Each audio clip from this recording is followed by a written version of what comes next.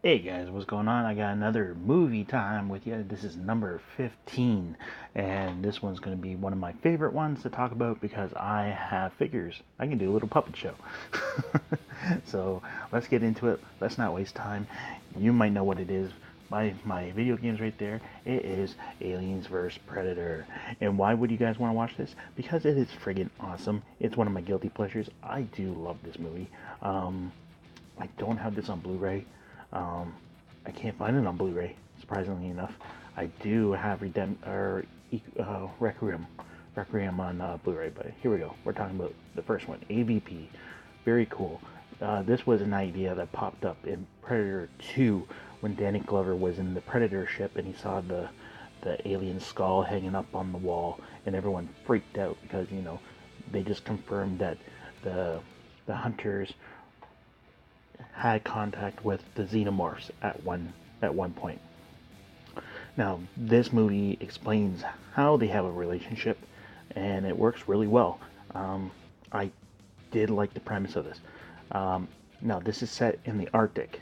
Now, most of the Predator movies are set in like hot, humid climates like the jungles or Los Angeles and whatnot, and they explain that. What happens was, years and years ago, the Arctic was like a rainforest. This is before the Ice Age or whatever, global warming, cooling happened, and the Arctic was a thriving forest. And the predators came down, basically taught the humans how to build technology, all this other stuff, and they would use the humans as sacrifices to make xenomorphs so the young hunters could hunt and prove their valor, basically. Um, and something happened. The predators got overrun and they basically blew up the shrine. Now, so many years later, every like I think they said every 100 years or so, um, the predators activate this temple, and usually it's three warriors, young warriors, come down, prove their valor, and and that's basically it. So this time, uh, Weyland-Yutani's satellite picks up a heat signature after the predators activate the temple and awaken up the queen to start laying eggs. And so Weyland-Yutani's company picks it up and they send a crew out there because they want to be the first ones to explore and discover this new temple that no one's heard about. They're all fascinated with this. So they put a team together with um, Arctic survivalist named Lexi, um, uh, a specialist with languages and Mayan lithographs, a couple other scientists, and a bunch of soldiers. So they end up going there. They discover the temple, and then they're starting to explore the temple, and they find this sacrificial chamber where the Mayans would lay down and the eggs would pop up, and they would basically be sacrificed with the face huggers sticking on their faces. Now, they break off into two groups. One group stays in the chamber to record, and the other one goes exploring the cave a little bit more. Now, at this point, you have people up top, the drillers. They get attacked by the predators. The predators head down, and they start activating the temple, which they're basically getting the eggs up into the sacrificial chamber so the people in there can be sacrificed so they can be used to make xenomorphs for them. And the way they did that was epic. I've never seen um, a shot like that.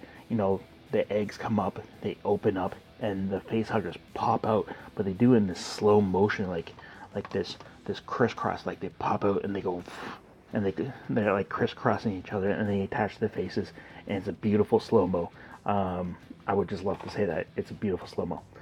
So Lexi and her group with Wayland, played by Lance Hendrickson, you know, aka Bishop here. You know, he's Weyland. He's the owner of the company. He goes down there to, you know, basically set his legacy. But he's with Lexi, the Spanish guy, well, the other main guy, and a bunch of soldiers. And they stumble upon the Predator's shoulder cannons, and they take them. And that was probably a mistake, because the Predators need the cannons, and now the humans have the cannons, and now the Predators have to hunt the humans to get the get the shoulder cannons back. So the Predators take on some humans. They don't want it. They have no interest in humans. That's not the prey that they want. The prey that they want is the xenomorphs, and the xenomorphs are so badass in this. So I'm not going to tell you who dies, who lives, blah blah blah. I'm basically just going to, you know, set up the whole thing here. Why I love this movie. So I don't know if they get the shoulder cannons back. I don't think they do, but before they do, Lexi and her group get attacked by the Predators, but the Predators get ambushed by the Xenomorphs, and more or less the hero Xenomorph, because there's going to be a hero Predator, a hero Xenomorph, and then you got the humans. But this is the best part. When the Predator is ready to kill Lexi, Xenomorph climbs down and sneaks on this first Predator. I'm not too sure what they call this Predator. I know what they call the second Predator and the third Predator, but the first Predator, I'm just going to call him the red shirt, because because they take him out. And I got a figure from the first scene. So basically the Predator's coming down, and he hooks him. Puts his tail right through him like this, and basically just blows his brains out with his his thingy, whatever you want to call it, the mandible, and basically takes him out. This is a really cool scene, and I'm really surprised that I was able to find that figure. But anyway, yeah. So then this big, huge, epic fight between the Celtic Predator, which I've heard that's what he's called, and the hero Xenomorph. And so Lexi and her group bugger off. They let this huge epic fight between the Celtic and the Xenomorph go down, and it is beautiful. The Predator gets the hero Xenomorph into a net, but with his blood, it just pops open, and he gets these nice little bright green scars, which are just beautiful. And so they fight. The second Predator bites the dust. So now it's just up to the third Predator, which he's called Scar. And reason you call him Scar is that he killed the Xenomorph. He branded himself on his helmet. And Lexi saw him do this. But when he wasn't watching, there was another face hugger, and it kind of you assume that it attached to his face. You're not too sure if it does or not. But some time passes, and then she's got to figure out that, you know what, enemy of my enemy is my friend.